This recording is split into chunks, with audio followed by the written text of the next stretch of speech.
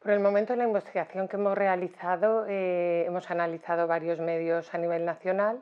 Hemos visto que la rendición de cuentas de cómo están utilizando la inteligencia artificial es más bien reducida. En realidad, los que están haciendo un ejercicio más activo de explicar cómo la utilizan son las plataformas de verificación, precisamente por sus propias características de basar su credibilidad en los métodos que utilizan. Entonces son muy claras sobre qué metodología utilizan para contrastar las informaciones y explican muy bien cómo utilizan la inteligencia artificial.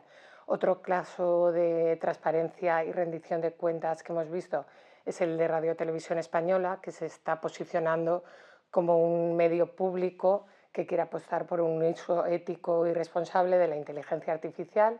La está utilizando de forma experimental en varias actividades, por ejemplo, a nivel de información deportiva, de elecciones municipales en pequeños municipios para agilizar, facilitar información en municipios donde no llegarían con periodistas, pero intentando pues, ser muy transparentes sobre el uso que hacen, que sea una cobertura que aporte calidad.